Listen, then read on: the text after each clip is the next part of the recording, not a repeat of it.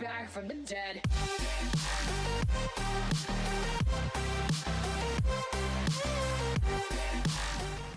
Hey guys, Frozen X is here. I'm halfway done with this raid. I tried recording this video once and I kind of kept messing up my words, and I didn't want it to be that much like jump cuts because I don't want this video to suck just because I'm terrible at editing and I can't fucking English to save my life.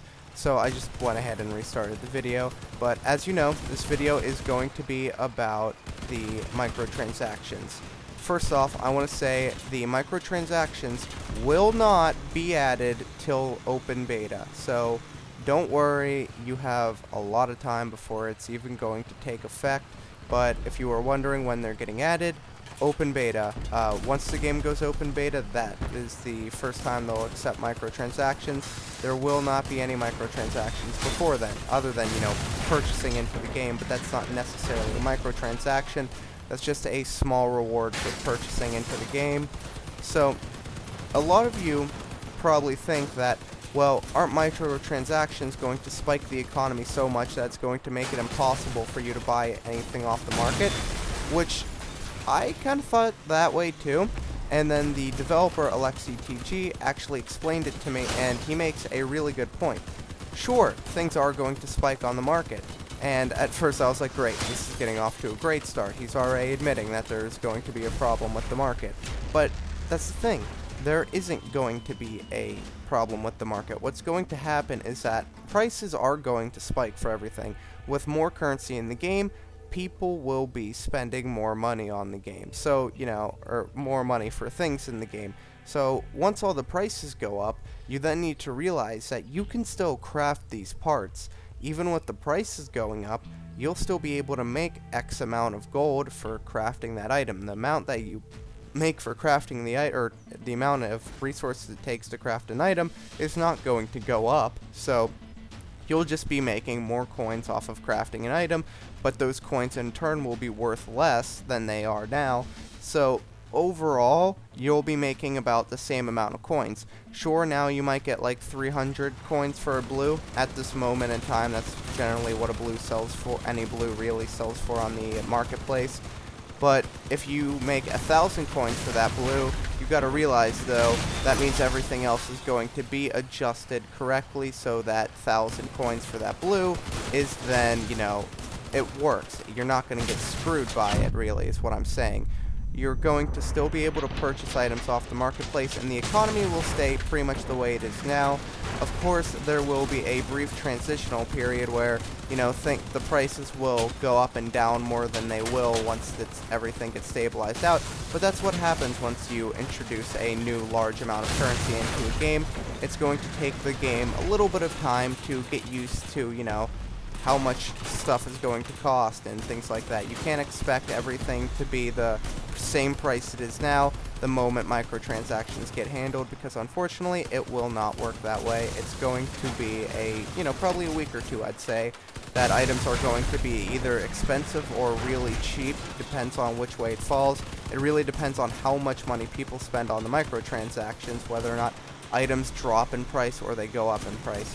But personally, I think they're going to go up in price, because I think people will be using these microtransactions because they're going to be probably decently well priced. They're not going to be overly expensive, and everyone will probably be able to spend like $5 or a couple bucks on the game and get some cool stuff out of it, which I think will be helpful as well. It is kind of annoying that you have to craft everything, and there are times where if I would totally pay like $5 or $6 to get a couple Pyre launchers if the price was right. I would totally invest my money in the game, but again, the price has to be right. I don't see myself spending $100 for an orange part, but if I can get a Pyre launcher for, a fair price, then yeah, I'd totally do that. But the next thing I want to talk about is how there's going to be no currency generated within the game. Now, this doesn't mean that they're taking away the leaderboards or anything like that. No, that's not what's happening.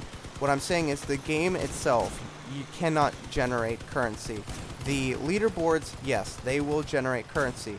However, you will not be getting currency from winning matches or winning raids. You also need to realize that you won't be getting currency from just really anything. there will be events, they said. They don't know too much about the events yet. They will reward a small amount of currency to the top players in a similar fashion that they distribute coins through the leaderboard. So it will be a way for you to earn coins, but not a lot. You know, you're not going to earn a fuck ton of coins or anything from this. It's not going to be like, oh man, I made $100 because I took first place in this event. You might make like, you know, $5 off of it at most. But yeah. The other thing I want to talk about with microtransactions is that it's going to add a cool feel to the money, or the coins I should say. But you really can call it money though, because honestly, what's going to happen is that players are going to treat the coins, in-game coins, like they actually are money. They're going to start referring to things like the same way I am, that a Pyre launcher is about $5, which is cool, because when you make a part, you get a certain satisfaction out of crafting a part already, but you'll get an even bigger satisfaction out of crafting that part if you then find out that part is worth like $20. Like, that's just really cool. It's like getting a skin in CSGO.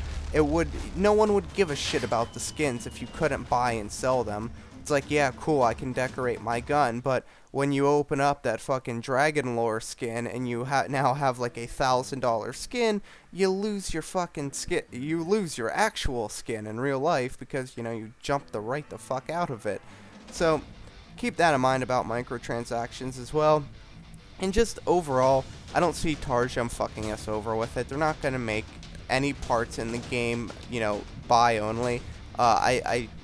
If you didn't see my AMA Part 2, I pretty much talked about a lot of this stuff in there, but they will not be adding premium parts only. What I mean by that is, if you and me go ahead and if you buy a Pyre launcher, that does not mean that, oh, okay, well, because you have to buy it, I can't craft it. That's not how this is going to work at all. Everyone is going to be able to craft all the parts or buy them. There's no, like, okay, you can buy this special cabin, but you have to buy it. There's no way to get this cabin other than buying it. That's never going to be added into the game. They said everything is going to be fair so that even players who do not buy currency will be able to get the same parts and, you know, have the same fun with the game that a player who does spend currency does. It will just take longer. They're going for the pay-to-progress model. They're not trying to make it so the game is all pay-to-win. Okay? Don't think of it like that. Because it's going to be a great addition to the game overall. It's going to allow us to decide whether or not we want to craft items, or if we want to grind for them, or if we just want to pull out our wallets to get them instead. And on top of that, it's also going to give us this nice sense of satisfaction when we craft our items. Like I said, you know, knowing the item you just crafted is worth actual money is a lot more satisfying than just, okay, I have this gun that will work for the next 40 games. So just keep all that stuff in mind and try not to think that, okay, this is the end of the game once microtransactions get added, because that's ridiculous, guys.